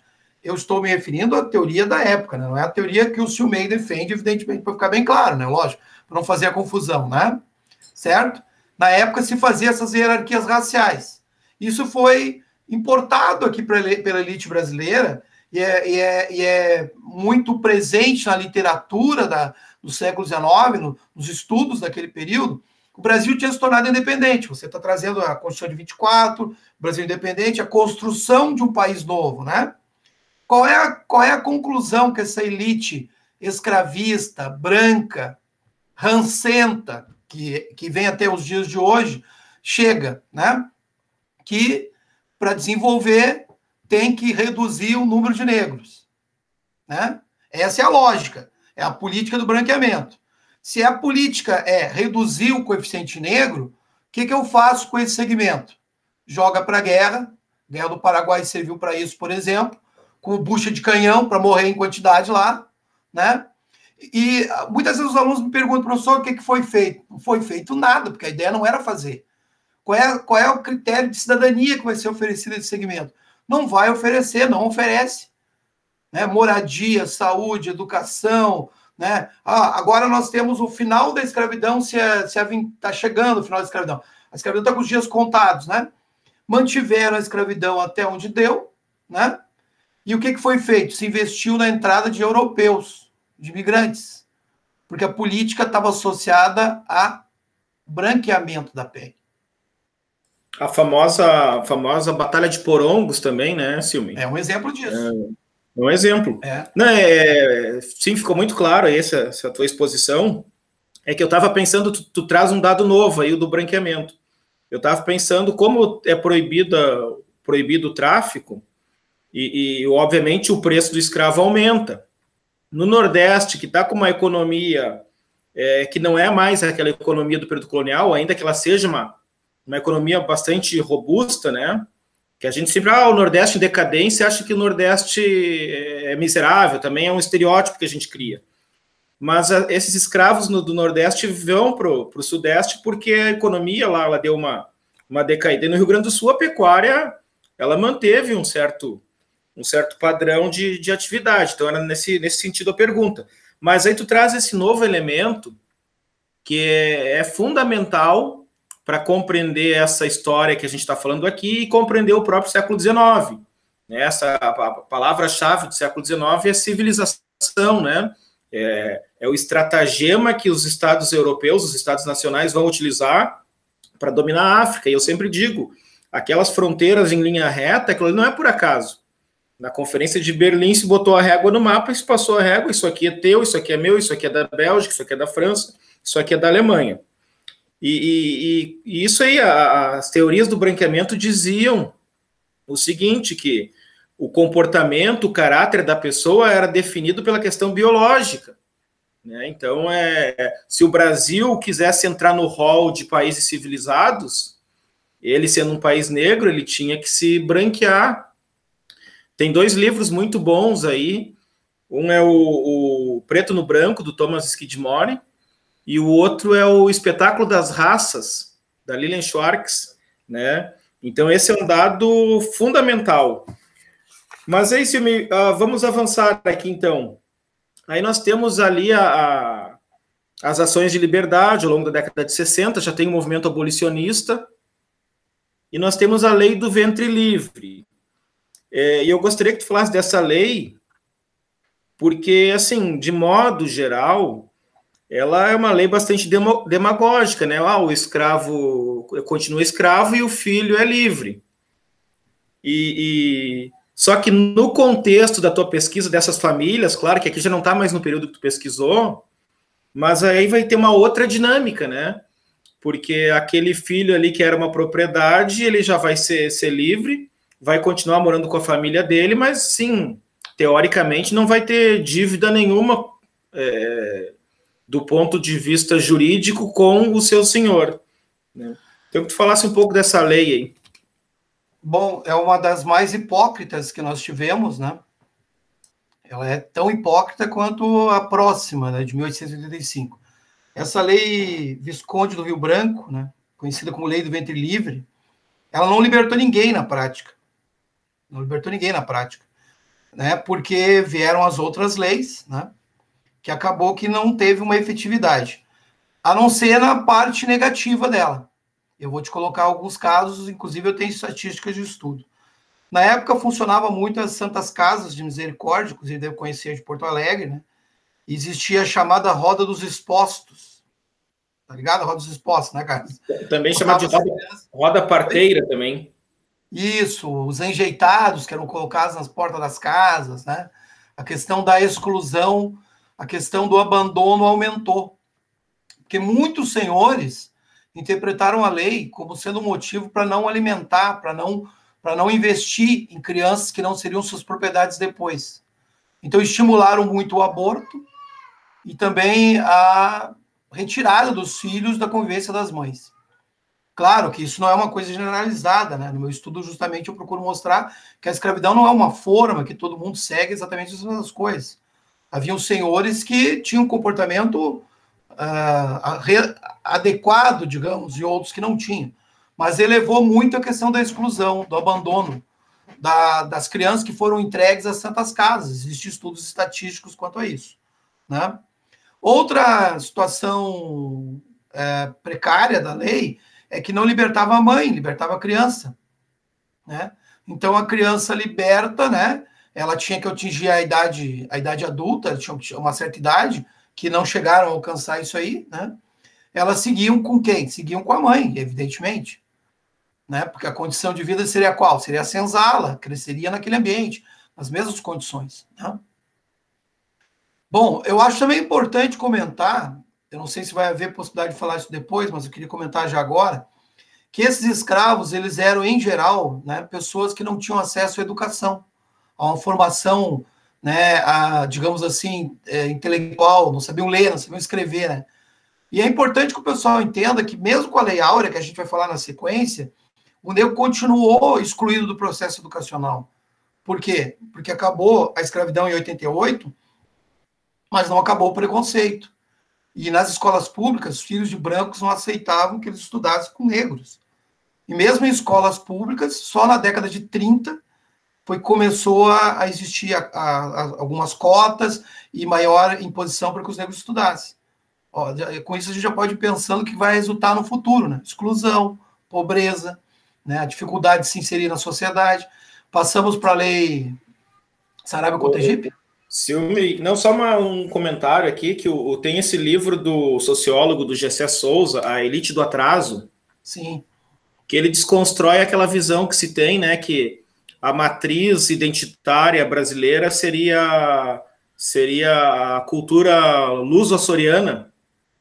E o Gessé vai dizer, não, a matriz definidora das relações sociais do Brasil é a escravidão. É a escravidão que vai dar a dinâmica da vida em sociedade. Porque daí eu me lembro daquela expressão do Darcy Ribeiro, que ele dizia assim, olha, o senhor de escravo, ele tinha o escravo como carvão para queimar, né? Depois eu tiro a vida daquele cara, tira toda a energia dele e depois arruma outro. E essa mentalidade de explorar o outro ali até a sua morte, isso aí se manteve até hoje no Brasil, né? Esses empresários aí que a gente vê pedindo a volta para trabalhar a volta da economia em cidades aí que estão com um prejuízo muito grande em função da questão da saúde. Mas a saúde parece que é colocada numa questão secundária. Como tu bem disse, Alice, depois que passar a epidemia, se a gente for ver quem mais foi atingido foram essas populações negras, né, e populações carentes. Eu sempre digo assim que o pobre, de modo geral, ele sofre muito no Brasil, né? Ele é desamparado pelo Estado, ele é explorado, ele é maltratado. Agora, se ele for pobre e negro, ele vai ter um plus aí de discriminação, de preconceito. Se ele for pobre, negro e mulher, ele vai aumentar essa dificuldade. Se for pobre, negro, mulher e homoafetivo, aí vai estar muito mais prejudicado. Então, são camadas ali de preconceito, de discriminação, que infelizmente caracterizam a nossa sociedade até os dias de hoje, né? Mas, enfim, é só fazer um adendo aí, porque daí, assim, a lei de sexagenários a gente pode até comparar hoje com a reforma da Previdência, né? Sim. Vou pegar um gancho da tua fala, se me permite, para colocar o seguinte, né? Preconceito não é uma cor de pele. Que o aluno que vai estar assistindo o vídeo daqui a pouco mais, ele vai estar pensando, de repente, que o preconceito é do branco com o negro. Né? O preconceito e o respeito é algo que é ensinado, é algo que se aprende. O Mandela tem uma frase que fala um pouco sobre isso. Você pode aprender a odiar, pode aprender a amar. Né? Por que eu acho importante colocar isso, Carlos? Recentemente, a gente teve aquele evento nos Estados Unidos que desencadearam manifestações pelo mundo afora, né, contra a questão do preconceito, do racismo, até acabando na questão das estátuas, né, dos ícones de pessoas que agiram dessa maneira. Será que as pessoas se dão conta da quantidade de pessoas negras que têm o pé no pescoço todo dia no Brasil? Quantidade de crianças, dúzias, que morrem bala perdida em favelas cariocas, né? A carne negra é sempre a carne em promoção. Eu não estou colocando nada hipocritamente aqui. Se a gente pegar a estatística de bala perdida em São Paulo, pegar a população carcerária do Brasil, pegar a população que morre de deslamento de terra, né? E por aí vai. Isso aí não é uma questão por acaso, tem uma historicidade para isso, né? Não é por acaso que o sul do Brasil teve maior coeficiente de imigrantes, num certo momento, né? Que houve uma divisão maior da terra, tem padrões estatísticos, sociais melhores, econômicos. Né? Não é por acaso que aquelas regiões onde mais fortemente se usou o trabalho escravo, onde se manteve a grande propriedade, se manteve um tipo de economia, as condições sociais elas são mais precárias, mais complexas. Né? Não é por acaso. Tem gente que coloca que o negro, por exemplo, não estuda porque não quer estudar. Esquece todo um passado, todo um histórico que existiu até aqui. Né? Então, eu acho importante essa tua fala, queria sublinhar nesse sentido, né? Do preconceito que é persistente, é um preconceito velado, é um preconceito estrutural, né? Onde, com certeza, são questões que a gente precisa comentar. Passamos para a próxima lei? Não sei se... Tu sabe, Silme, que eu escrevi um artigo aí há uns 5 anos atrás sobre manifestações de racismo no Brasil contemporâneo. E ali eu mostrava alguns elementos, né? E me parece que o racismo aqui ele é mais perverso do que nos Estados Unidos, exatamente porque aqui ele é dissimulado, sabe? Ele é velado, como tu referiu aí. Tem até um livro de uma professora da Bahia que se chama O Jogo da Dissimulação, né? Como o racismo aqui ele vai sendo ocultado, ele não se mostra com clareza, e aí a gente tem aquela ideia da democracia racial. Não é por acaso que a população carcerária no Brasil, a maioria são de negros, são de mestiços, e a gente só consegue compreender esse processo se a gente fizer essa análise histórica que nós estamos falando aqui. Porque um dado importantíssimo que tu traz é isso, os negros, eles foram afastados da escola, eles não tiveram oportunidade a escola. E se a gente falar hoje dos negros, quais são as profissões que eles estão inseridos? Até um tempo atrás, aí se mostrou a Faculdade de Medicina da Bahia, contava nos dedos ali a quantidade de negros na Bahia. E a gente tem aquela visão, assim, a gente enquanto sociedade, né? Se o negro enriqueceu, é pagodeiro, é jogador de futebol, por que não pode ser um médico, não pode ser um advogado, não pode ser um professor? Enfim, mas tem um outro dado aí, Silmi, que a gente também tem que levantar aqui para os nossos alunos, que é essa questão, assim, que a gente poderia organizar da escravidão nos núcleos urbanos e a escravidão rural, porque tu referiu ali que havia casos, né, não eram muitos, mas havia de escravos que possuíam escravos, né, porque a escravidão era uma instituição. Então, nós temos os libertos e temos os escravos. Então, o escravo, o negro liberto, pode adquirir um negro escravo. Inclusive, pode comprar a liberdade de um parente, né? Ele comprou como escravo para que ele também pudesse viver em conjunto ali. E esses negros, se diz que esses negros urbanos, esses escravos urbanos, né, a gente sempre tem que estar fazendo a separação aqui entre negro e escravo, né? Não, porque não são sinônimos, porque temos os negros livres também, os libertos, os alforriados, mas esses escravos urbanos, eles adquiriam algum pecúlio e tinham a possibilidade de comprar a sua liberdade ou até ter uma condição de vida um pouco menos sofrida, né? Diferente desses negros que viviam no espaço rural. Agora, esses que constituem família, eles também têm outras redes de solidariedade ali para amenizar o sofrimento, porque ele vai estar próximo do primo, do tio, do parente, então eles podem se ajudar mutuamente ali num caso de doença, de dificuldade, enfim. E aí chegamos nessa lei aí dos sexagenários, 1888. Posso fica à vontade. Fica à vontade. Posso falar um pouquinho, então, sobre essa questão dos ofícios, da realidade rural e urbana? Sim, por favor. Bom, nós precisamos entender que ser escravo, né, pertencer à escravidão, não constituía uma única referência que todo mundo fosse a mesma coisa. Não. Existia conflitos internos nas senzalas, os escravos se associavam conforme as nações, né? Eles faziam vínculos que se percebia, por exemplo, nas irmandades, que é uma outra questão bem interessante, dentro das igrejas, porque eles podiam fazer as práticas católicas como qualquer outro. Eles se batizavam, recebiam os sacramentos, assistiam às missas, eles só não tinham padres, né, pastores, como haveria nos Estados Unidos, específico para eles. E o pardo, por exemplo, tinha uma capelinha separada. Eu só quero fazer uma ênfase no seguinte: as Irmandades de Pretos, a Irmandade de São Benedito, a Irmandade de Nossa Senhora do Rosário dos Pretos, etc., eles conseguiam juntar, por exemplo, um capital ali, através de doações. Muitas vezes as Irmandades trabalhavam na compra das liberdades para atuar, no caso de escravos que ficavam com mais situações precárias.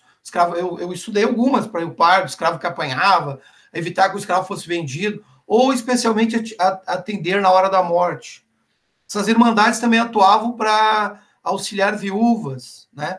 E eram pertencentes a elas os escravos libertos, os negros fogos, que não eram mais escravos, e também os escravos, né? Havia presidentes, tesoureiros, etc. Eram associações constituídas, né?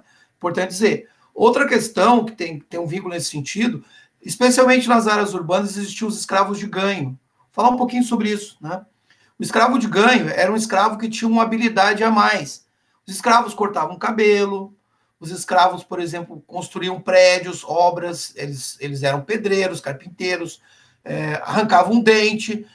Eu estudei alguns casos, quem quiser, quem for ler o livro vai encontrar a história, está bem na introdução, que eu te recomendo para ti, a história de um senhor que abriu-se um processo contra ele, porque ele tinha sido deixado governar pelos escravos, ele foi ameaçado de ter enlouquecido, os escravos dele mandavam nele. Quando eu comecei a estudar melhor a história, o processo, ele estava muito velho, não andava mais, e só vivia ele com os escravos. Aí, para os escravos carregarem para lá e para cá, ele deixava o escravo carnear boi, ele dava liberdade para a escrava que ele tinha filho com ela. Aí ele foi chamado a atenção e ele respondeu: mas tudo que eu tenho eu devo a meus escravos. Né? Esse senhor não ficou bonzinho de uma hora para outra. Se a gente pegar o começo da vida dele, quando ele está juntando patrimônio, ele não fazia isso. Ele não libertava a torta direito, não dava essa liberdade toda. Mas naquele momento ele estava precisando, né? Eu lembrei desse processo porque, num certo momento da vida dele, ele deu 2 escravos jovens para um escravo de mais idade. Por quê? Porque era um escravo curandeiro, para tratar da esposa que estava muito enferma, né? Esses escravos tinham um alto valor. E aí eu queria só comentar uma questão importante. Esses escravos, o curandeiro, o que cortava cabelo, o que arrancava dente, o que erguia os prédios, ou o escravo que lá no açúcar conhecia o cozimento lá, o certo da fervura, etc. Muitas vezes eles eram alugados por períodos. E interessava aos senhores que eles trabalhassem efetivamente e bem para que eles continuassem ganhando e produzindo. Então, nesses casos, não por o senhor ser bonzinho, os senhores ofereciam um prêmio, uma quantia mínima, que não dava grande coisa, mas o escravo, nessas condições, conseguia juntar algum pecúlio. Muitos desses escravos não guardavam, gastavam, bebiam, né, muitas vezes usavam o dinheiro de outra maneira. Mas eu encontrei casos de escravo que tinha escravo, por mais estranho que possa parecer. Nesse momento, o cara pensa, mas professor, o negro tem um outro escravo negro. Que coisa mais absurda, né? Aquela questão que eu falei. Ele vive a escravidão. Ele visualiza a escravidão. Lá no Quanto Vale é por Quilo, tem a história da Joana, que eu até ia passar, mas acho que não vai dar tempo, né? A Joana é uma preta forra, assistam no Quanto Vale é por Quilo, e tem um processo que é aberto, o filme mostra isso, um escravo dela foi capturado de forma enganado, né? Capturaram o escravo dela como sendo de outra pessoa. E ela tinha carta, documento do escravo, que ela entrou com o processo. Ela é uma negra, alforriada, né? Isso era muito comum acontecer. Mas como, professor? Como que pode? Acontece que o que esse escravo vê como sendo status? Alguém que tem outro para mandar. Alguém que tenha outro que produza para ele. Nesse período da história do Brasil, é importante que se diga isso, tudo que foi feito de importante foi feito às custas do sacrifício, do suor do povo negro. Quem plantou as primeiras mudas de cana-de-açúcar, quem plantou as primeiras mudas de café, que depois vieram os imigrantes.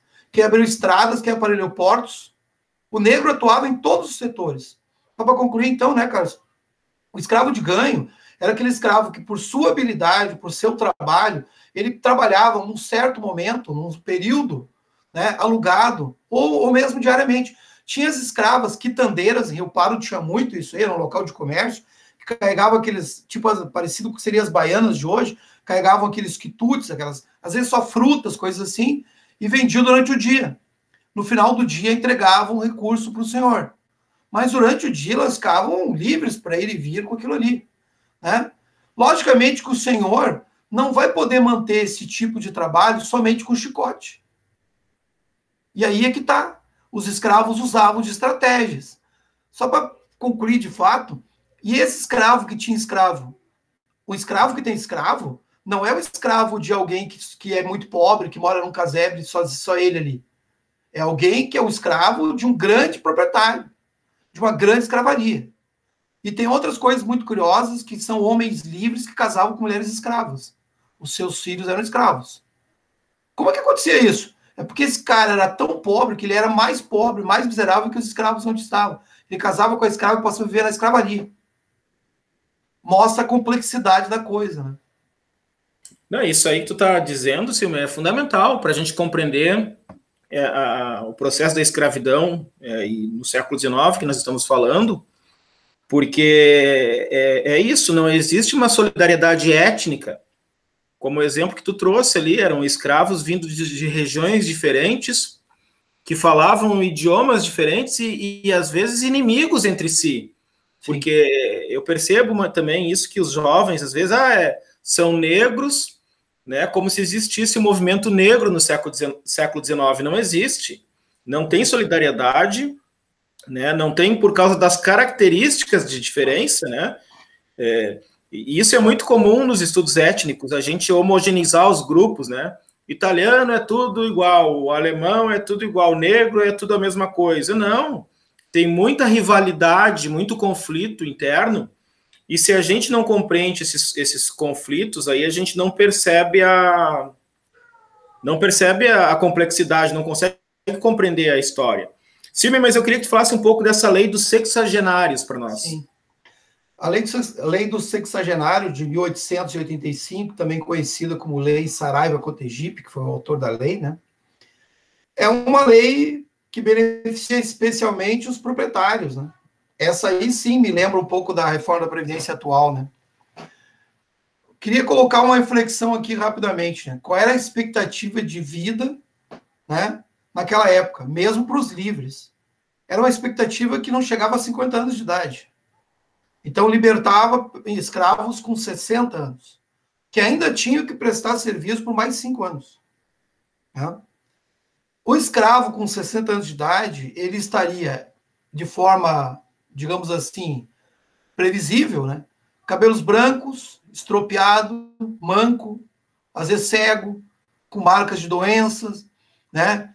Surrado pelo trabalho, pelas condições de vida que eram precárias. Primeiro que pouquíssimos chegavam àquela faixa etária de idade. E segundo que aqueles que chegavam a essa faixa etária de idade aí, né? Eles já não conseguiam mais produzir para os senhores, de modo que havia um gasto com alimentação que os senhores precisavam dar, que é importante se diga, né? É importante que se diga. Tem gente que pensa também que o senhor podia fazer o que bem entendesse com o escravo. É outra visão errada. O senhor vai açoitar o escravo só porque ele quer. Vai perder valor. O senhor, quando ele não gostava do escravo por um motivo ou outro, a primeira coisa que ele vai fazer é trocar, mandar para alguém vender, se desfazer. Né? Vai bater por qualquer motivo, é que nem eu pegar meu carro e sair batendo com uma pedra nele. Quando eu for vender, não compro mais. Né?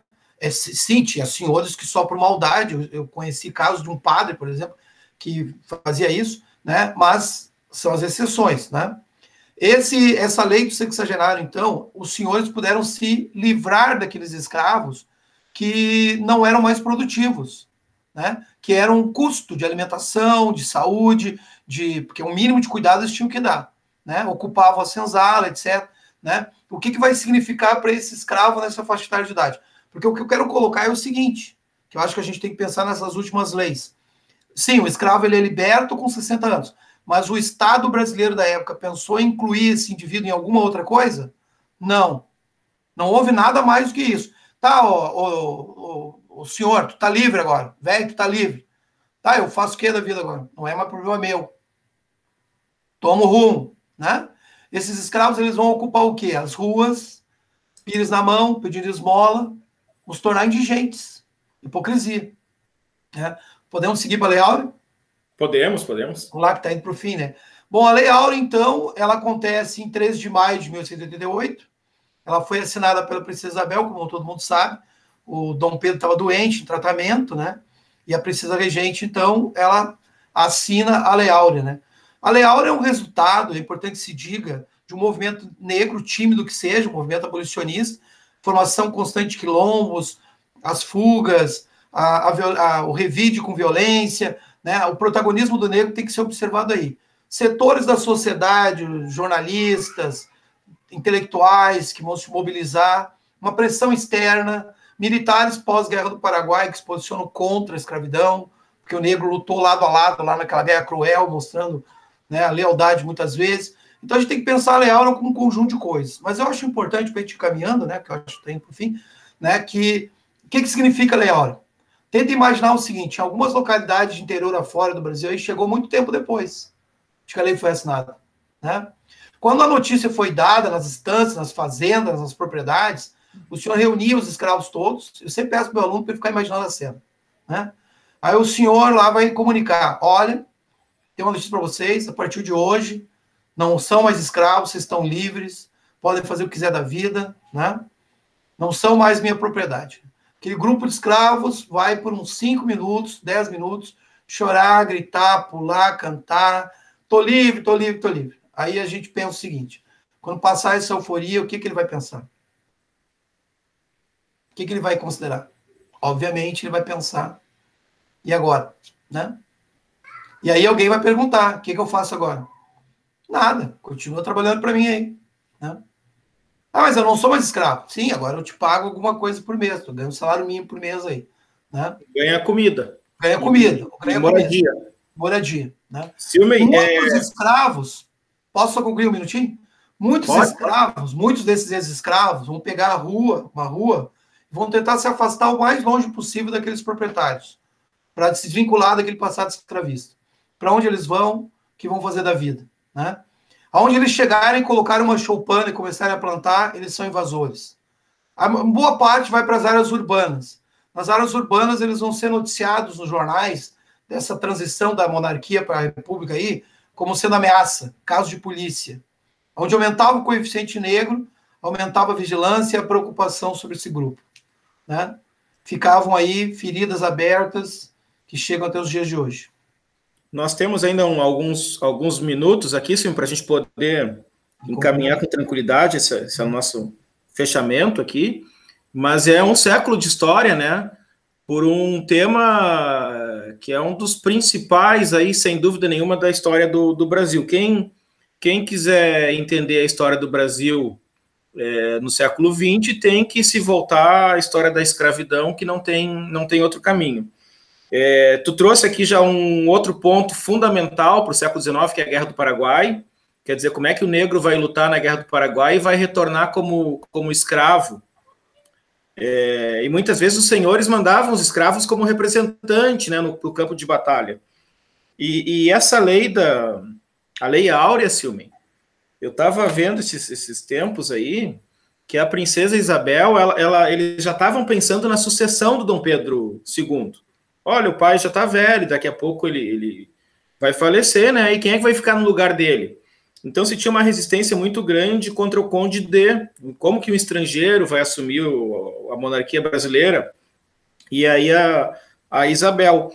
E a Isabel, querendo buscar o apoio do movimento abolicionista, que vinha crescendo, desde a década de 60, vinha tomando um corpo, ela assina essa lei também, pensando nesse ganho político, e só que ela não sabe fazer a leitura, que quem sustenta o império são os latifundiários. E quando ela assina a lei, os latifundiários vão lá pedir indenização para o Estado. Olha, eu perdi meu patrimônio, e quem é que vai pagar o prejuízo agora? Como é que fica? Mas, por outro lado, como tu bem frisou aí, não teve nenhuma política de inserção social, de trabalho, de renda, de nada.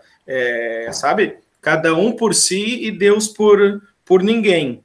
E aí se explica, né, muito das mazelas que a gente vem sentindo até os dias de hoje. Claro, como uma atuação muito forte aí do negro enquanto sujeito, inclusive nos últimos anos, as leis de cotas, as leis de combate ao racismo, são todas conquistas recentes do movimento negro que se organiza lá na década de 1930, né? Mas assim, Silmito, tu tem mais algum material que tu queira mostrar para nós aí, para a gente já falar agora do pós-abolição, para nós fazer o fechamento? Deixa eu te mostrar aqui uma imagem aqui, Silmen. Deixa eu compartilhar aqui, aí tu comenta. Deixa eu só compartilhar aqui. Que a gente... Opa, peraí. Peraí que eu só vou ajeitar aqui a imagem. Se tu quiser ir falando alguma coisa aí, Silmen. Tá, eu vou falar o seguinte. Nós estávamos comentando sobre o 13 de maio, né? E uma das polêmicas do nosso tempo, inclusive voltou aí muito forte em função de Palmares, né? Que tem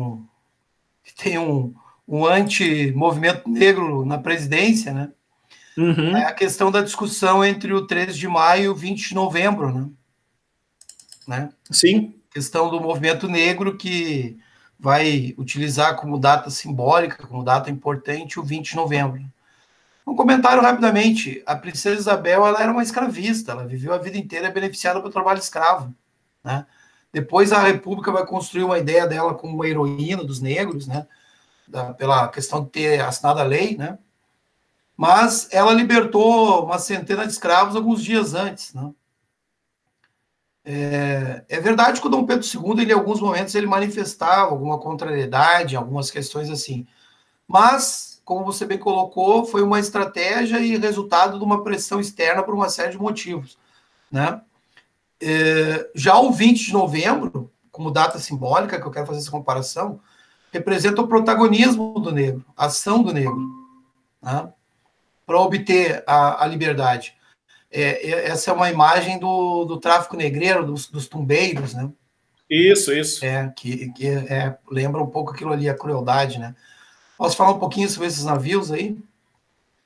Pode sim. Até eu queria dizer o seguinte, que o Silmen tem muito material, compartilhou conosco o material aqui, né? Porque esse é um assunto que a gente, como disse o Silmen, poderia ficar horas falando, e nós vamos ter que fazer uma outra conversa num outro momento, para a gente analisar só essas imagens aí. Mas eu passo aqui, tu fala, porque aqui assim, é o tráfico negreiro, e aqui é um caminhão que traz porcos para uma empresa aqui de carne suína, né? Quer dizer, é a lógica da mercadoria, né?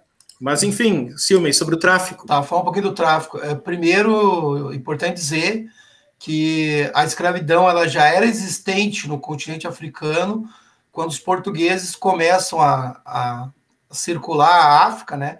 A costear a África em procura do caminho para o Oriente, né? Então, ali se abre frente de comércio, onde Portugal vai retirar alguma coisa de marfim, pequenas quantidades de ouro, madeira, e vai se apresentar, então, o comércio de escravos, né? Já existiam guerras tribais na África, onde grupos africanos aprisionavam outros grupos. Porém, é importante que se diga, essa escravidão existente dentro do continente africano não tinha um caráter mercantil que vai se dar a partir dali. O escravo que passava a pertencer a outra comunidade, ele se integrava àquela outra comunidade lá. E eles não usavam a palavra escravo também. Mas, Portugal vai... E não tinha o caráter racial também que vai ter, racial, né? Porque é negros com negros, né, especialmente, né? Aí o que acontece? A gente tem que colocar duas coisas rapidamente. O que vai levar essa escravidão racial, né? Os portugueses vão se aproveitar daquela guerra tribal, das guerras tribais que já existiam no continente africano, né? E aí eu chamo a atenção num detalhe importante. O Portugal, depois a Inglaterra, a França, os países escravistas, eles não adentravam o continente africano nesses primeiros séculos. Eles construíram feitorias ao longo da costa, que era uma espécie de depósito de negros, e ali eles chegavam com as embarcações, né, que eram companhias europeias, né, que tinham um monopólio para isso, né? Esses navios vão receber o apelido de tumbeio. Vou falar um pouquinho para vocês sobre isso, né? Os africanos, então, eram colocados em grande quantidade dentro desses navios. Primeiro ponto, porque eles custavam muito pouco lá na África. Eles eram trocados por munição, por armamentos, por cachaça vinda do Brasil, no chamado comércio triangular, que é importante lembrar, né? Então, Portugal, os mercadores escravos, eles chegavam lá, entregavam uma carga de munição, de armas, de cachaça, enfim, e eles enchiam o navio o quanto podiam, o quanto conseguiu. E para isso, então, como essa imagem está mostrando, no convés dos navios, os negros eram colocados de barriga para baixo, geralmente de barriga para baixo, né, como dá para ver bem no filme Amistade, com as mãos coladas no corpo, enfileirado um do lado do outro, né, em todo o espaço que existia na embarcação. Eles ficam na parte interior do navio, né? Eles em condições piores do que aquelas galinhas que estão sendo transportadas ali, para dizer para vocês. Durante o dia, o calor era insuportável, porque o ar circulava muito pouco. Durante a noite, em alto mar, a temperatura caía muito. Eles ficavam direto na madeira o tempo todo, com pouco espaço para se mover. Eles eram acorrentados entre si, né? Acorrentados entre si. Né? Como eles enchiam o navio com uma quantidade muito grande de pessoas, no decorrer da viagem, começava a escassear alimento e água. Por quê? Porque era uma viagem feita à vela, precisando do vento, que podia durar entre 1 mês até 2 meses e meio. Então, dependia das correntes marítimas do vento. Né? E aí o que acontecia? Muitas vezes eles se livravam de parte da carga, jogavam quantidades de negros acorrentados no mar. Outra questão interessante, mas cruel, né? Que havia muita doença nesses navios, né? Por condições da péssima alimentação, eles quase não pegavam sol nenhum, né? Recebiam poucos recursos naquele ambiente fechado. E aí tem o mercado de Valongo, no Rio de Janeiro, para usar um exemplo disso. Quando eles embarcavam, pálidos, eles eram levados a leilão o lote inteiro. Às vezes 100, 200 escravos. Rio de Janeiro e Salvador eram os principais portos. Os senhores passavam óleo, tipo um tipo de banha, no corpo dos escravos para que eles parecessem mais saudáveis, né? E aí eram colocados em leilão. Nesse leilão eles eram vendidos conforme as condições físicas, né? E esse escravo que chega, ele é chamado de, qual é que é a palavra mesmo? Boçal. Guardar essa palavrinha, boçal, porque não sabe português. Ele tem um valor menor do que o crioulo que é nascido aqui, por exemplo. O boçal, depois de um tempo, ele pode se tornar ladino, porque ele aprende a língua, aprende os costumes, né? Só para completar, então, essa parte que eu estou falando do comércio, eles chegavam, eles eram colocados de quarentena. Eles ficavam presos numa localidade, nos portos. Por quê? Porque se levassem ele para a propriedade, eles podiam levar uma doença e acabar matando todo mundo lá, né? Foi descoberto recentemente no Rio de Janeiro um grande cemitério em Valongo, onde acontecia o mercado de escravos ali do Rio de Janeiro. Mercado de Valongo, para quem tiver curiosidade, procure pela internet aí. E para terminar essa parte do comércio que eu estou falando aí, né? Eles eram vendidos, então, conforme a condição física. O homem valia mais que a mulher, o adulto valia mais que a criança e que o velho, e assim também os mais fortes, mais robustos, nesse primeiro momento tinham um valor maior. Dali eles eram levados comprados por pequenos proprietários que levavam para o interior do Brasil, onde trabalhavam nas mais diferentes coisas, como esse aqui que é um sapateiro, né? Um apanhando na mão ali e os outros dois trabalhando, né?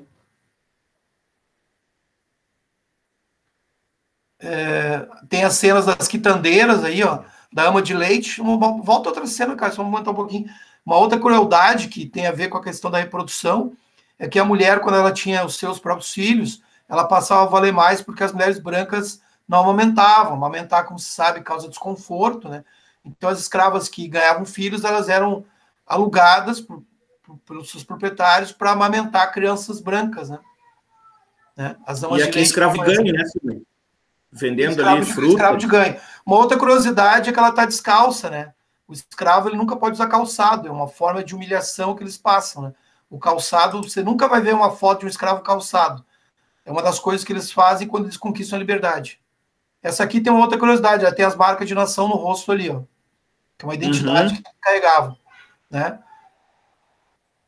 Silvio, e aqui uma coisa muito boa que tu falou aí, muito boa a tua fala, sobre isso, né? O senhor não ia castigar o escravo por qualquer coisa, porque dilapidar o patrimônio, né? Então aqui o tronco dos escravos, né? E aqui o negro lá que foi justiçado no Maranhão. Isso aqui é uma notícia de 2015 que amarraram o negro lá no Maranhão e fizeram a justiça, né? Aqui o escravo. Só deixa eu corrigir, Carlos, por favor, assim, para não passar uma impressão errada, se tu voltar a essa imagem, que é uma fotografia. A fotografia, ela surge na segunda metade do século XIX, e o Brasil tem coleções muito grandes de fotografia de escravos. Se alguém tiver curiosidade, tem pela internet, tá? Eu quero fazer uma ênfase aqui. A vida do escravo era extremamente sofrida. Mulheres brancas que tinham ciúmes de escravas, porque a mulher branca, ela engordava, perdia os dentes, engravidava uma hora, um atrás do outro, né? E as negras, elas tinham um corpo, né, mais, digamos assim, esbelta, né, se a gente for pensar para a época.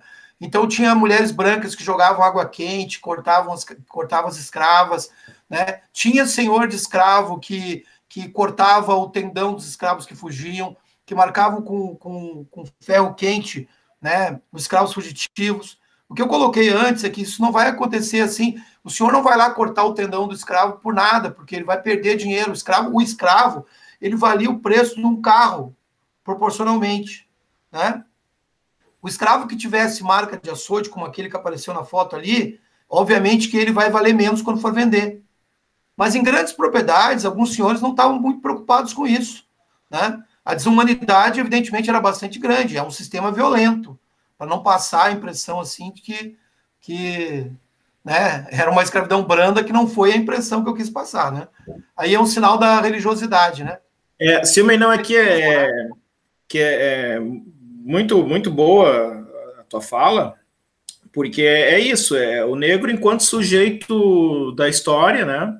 Sujeito que faz a história e que sofre violências até os dias de hoje, né? Mas ele também contribui muito com a cultura brasileira, né? Cultura afro-brasileira aí. E tu já trouxe o exemplo das Irmandades, né? Estão estudados lá pelo Mauro Dilman, lá de Pelotas, nosso colega. Isso. E muito dessa cultura negra se manifesta na música, né? Mas assim, na culinária. Mas a questão religiosa ali, ela é muito presente, muito forte, com esse sincretismo, que é uma palavra que caracteriza bastante a cultura brasileira, é uma cultura sincrética. Tanto é que quando a gente fala em catolicismo, na realidade é um catolicismo plural, né? Permeado ali pela influência imigrante, permeado pela cultura negra. Tu sabe que aqui, não sei se eu comentei contigo, mas aqui em Ibirama tem uma igreja que é a paróquia de Santo Huberto. É a única paróquia que tem esse santo no Brasil, porque é um santo trazido pelos imigrantes. E como os imigrantes aqui, os alemães, eram caçadores, fundaram clubes de caça e tiro, esse santo ele é o padroeiro dos caçadores. É o santo da caça e dos caçadores, né? E é o único no Brasil, porque é essa influência da cultura imigrante. Agora nós estamos falando aqui da influência da cultura afro, né? Nessa cultura afro-brasileira, no próprio catolicismo. Esse sincretismo, né? Xangô, São Jorge. São Jorge se comemora tanto na Umbanda quanto no catolicismo. A Iemanjá, né? Também, né? Iemanjá, em Porto Alegre. Em Porto Alegre é muito forte, né? Cidade do Rio Grande, lá também, a Iemanjá, Tramandaí. Oi? Feriado, né? 2 de fevereiro. Feriado, né? E então, assim, essa contribuição do negro para a nossa cultura, ela é muito, Iemanjá é muito forte. E aqui, Silvio... Bom, eu queria comentar a respeito disso rapidamente o seguinte: todos nós, isso não é hipocrisia da minha parte, todos nós, de alguma maneira, temos sangue negro. Muitos têm nas veias e outra parte tem nas mãos. Ou porque nós somos herdeiros de escravos, e muita gente se acha 100% branco aí, se puxar a árvore genealógica, vai ver que a relação, né, vai chegar no avô, no bisavô, vai ter parcela do sangue que tem origem africana, né? E outra parcela, né, herdou os privilégios de um segmento que explorou, né, que se beneficiou desse trabalho escravo. Quanto à questão da cultura religiosa, eles quando chegaram, logo que eles chegavam, depois de um tempo na Terra, aqui na colônia, no Brasil, no Império, enfim, eles procuravam acessar o catolicismo, Carlos, porque a igreja era o local das festas, a igreja era o local da convivência. Nas igrejas se articulavam revoltas, fugas. Nas igrejas se formavam famílias, uniões, parcerias, né? Então, ele tinha a intenção de estar na igreja, de ter o dia da folga, o dia da missa, né? Ele tinha. Mas isso não significava que abandonava a sua crença, a sua ancestralidade. Muitos batiam o tambor na sexta e rezavam a missa no domingo, né? Então, através dos santos, se usou um artifício para, digamos assim, acobertar a crença nos orixás, nos antepassados, né? Na questão da religião de matriz africana, né? Foram as estratégias usadas sabiamente pelos negros e que chegam aos dias de hoje, né? Chegaram até os dias de hoje, de alguma maneira. E também eu queria só reforçar rapidamente, como o caso daquele senhor que eu falei, que se deixou governar pelos escravos, não lembro o nome dele agora, né? Que acontece o seguinte: o cara está muito doente, né? E o médico, e médicos eram raros nessa época, né? Atendeu e não achou solução nenhuma. Aí vai chegar alguém que vai dizer: mas o cara lá sabe fazer alguma coisa, o curandeiro lá sabe fazer. Isso não é necessariamente mágica. Tem alguns estudos lá em Canoas, na La Salle, a professora Elsa tem uma pesquisa sobre isso, sobre as plantas, as ervas medicinais. Os africanos conheciam muita coisa, né? É preciso tirar da ideia de que esse africano é um cara que não tem conhecimento nenhum, que é outra coisa que eu queria comentar, antes que acabasse a nossa fala. Muitos escravos conheciam fundição de metal, conheciam técnicas modernas de cultivo tropical, que trouxeram, e os portugueses se beneficiaram disso. E entre esses conhecimentos africanos, né, algumas localidades eram bem expressivas, até com universidades pelo norte da África, né, cidades, centros comerciais, etc. Que pensar que o africano é todo ele uma espécie primitiva, sem conhecimento, é totalmente errado, né? Eles conheciam, tinham algum poder de cura nessas plantas, assim, o exemplo do curandeiro, aquele que foi trocado por escravos novos, né? E a questão religiosa também, né? Já tinha feito toda a oração para o santo, não tinha resolvido. Outra opção é o orixá lá, é o Xangô, enfim, né? Então, segmentos brancos e senhoriais também acabavam, muitas vezes, indo por esse caminho. E a própria revolta do Malês em Salvador, né, Silmen? É uma revolta de negros muçulmanos, islamizados, né? Que tem o domínio da escrita. E eles, né, mandam bilhetinhos ali, o WhatsApp da época, né? Escreveu nos mandam muros. bilhetinhos e se combinam através da cultura escrita. E aqui tem um slide que é um pouco isso que a gente está falando aqui, né? O resultado dessa história. Quando a gente começa a refletir, a pensar nessas questões, a gente começa a olhar a coisa de outra maneira. Eu tive num parque esses tempos aí e me chamou a atenção que não havia só um negro no parque. E esse negro era aquele que estava ali não se divertindo como todos os outros, mas ele estava ali trabalhando, né? Então isso é um pouco do resultado dessa história que a gente tá falando aqui, né, Silmei? Aqui que eu comentei lá, ó, a Faculdade de Medicina da Bahia, né, quer dizer, só brancos na Bahia, e a quantidade de garis, então tem uma divisão social muito clara, muito bem delineada aqui, que ela se dá pela cor da pele. E no Brasil, tem a famosa expressão o racismo sem racista, né? Porque é aquela coisa, se perguntam para uma pessoa se ela é racista, ela provavelmente vai dizer que não, 90 e tantos por cento dizem que não. Talvez hoje tenha mudado um pouco, porque as pessoas estão tendo um orgulho da ignorância, não estão compreendendo muito bem os processos, tá? Mas dizem que não são racistas. Porém, esses mesmos 90% que dizem que não são racistas, quando perguntado se eles conhecem algum racista, todos conhecem. Então a pergunta é, onde é que estão esses racistas, né? E aí muito se dá naquele que a gente falou no racismo velado, porque é aquela coisa, ah, não, eu não sou racista, inclusive eu tenho um amigo negro, sabe? Fica reproduzindo uma mentalidade, né? Negro de alma branca, né? Fica reproduzindo uma mentalidade que já é a expressão do racismo.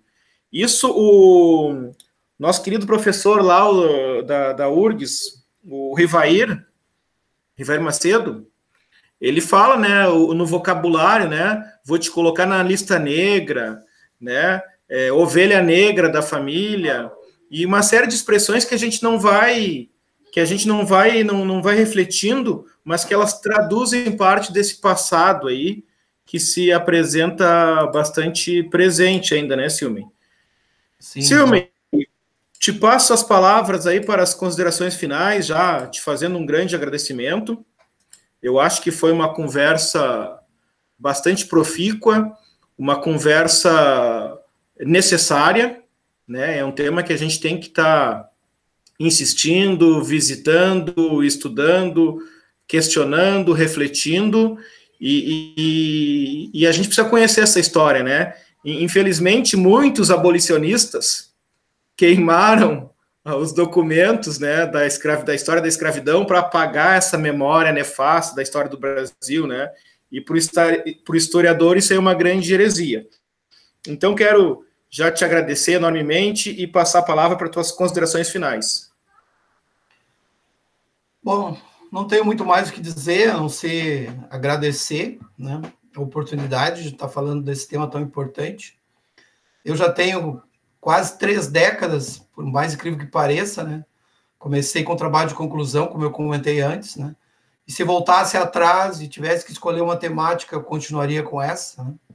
Porque eu acho que ela é cada vez mais atual e importante.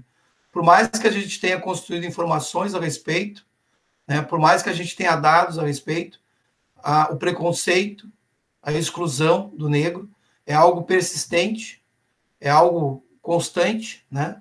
De modo que não é algo assim agradável falar do tráfico negreiro, falar do sofrimento, falar do castigo, né? Falar de tudo que se passou até aqui, né? Não é uma notícia boa, não é falar de festa, né? Mas é necessário, porque ainda é uma ferida aberta, ainda é algo que bate a nossa porta, né? Nós herdamos esse problema. Só concluindo que, num certo momento da tua fala, chegasse a falar da Constituição de 1824, né? Que o Brasil surgiu em 22, em 24 foi feita uma Constituição, e o negro ficou marginalizado, ficou fora dessa Constituição, não foi contemplado ali. Depois nós tivemos mais 6 constituições, e somente na última Constituição de 1988, eu já tinha lá meus 18 anos de idade, foi ali que foi colocado na lei um crime racial, por exemplo, né? Quando eu procurei emprego pela primeira vez, eu ainda li jornal, ainda procurei emprego no jornal que por exemplo, definia que era um cargo para branco. Eu ainda vi notícias em jornais, ninguém me contou, eu vi, né, que não podia ter cabelo pichain, por exemplo. Eu comecei trabalhando numa empresa que, numa certa altura, alguém foi substituído para tirar férias de outro e não abriu-se o prédio porque ele era negro, por exemplo, né? Então, a Constituição de 88, ela trouxe o crime racial. Eu torço para um time de futebol, por exemplo, né, que foi o único clube que eu saiba que foi eliminado numa competição por conta do crime racial. Mas eu também cresci indo no estádio, escutando cantigas que eu próprio cantei em certas alturas e que não eram adequadas. Então as pessoas aos poucos estão tendo que perceber, algumas na força, né, algumas na marra, que certas coisas não são negociadas, que certas coisas não são toleráveis, que certas coisas não são admissíveis. Caracterizar alguém como sendo melhor ou pior pela cor da pele é, sobretudo, uma burrice muito grande, porque a única coisa que nos diferencia é uma fina camada de melanina, né? Uma fina camada de melanina. No mais, só há uma espécie humana. Eu só reconheço a palavra raça no sentido de construção histórica, porque a raça é só uma, a raça humana. Né? O que a gente quer é que no futuro nós não precisamos estar defendendo cotas, estar defendendo reparações, mas esse futuro ainda vai demorar a chegar. Porque na prática, nós temos um oceano de distância entre oportunidades. Né? Era essa a minha fala. Muito obrigado. Silmei, permanece aí que eu vou encerrar a nossa gravação, né? Então, mais uma vez, quero agradecer ao professor Silmei, que está lançando o seu livro nesse ano, né? E tem outra questão também, que futuramente nós vamos fazer uma fala aqui com o Silmei, que é que o Silmei está trabalhando agora, pesquisando a Guerra do Contestado, que eu acho fundamental, Silmei, nós começar a analisar o Brasil como uma sociedade violenta, autoritária, racista, antidemocrática, excludente, né? E não essa sociedade aí que o brasileiro é pacífico, é cordial, é conciliador, porque isso tem trazido mais problemas do que solução para nós, tá bom? Então, quero agradecer aqui os alunos que nos acompanharam, essa verdadeira aula do professor Silmei, e nos encontramos na próxima conversa aqui no canal Conversando sobre História. Um grande abraço. Abraço.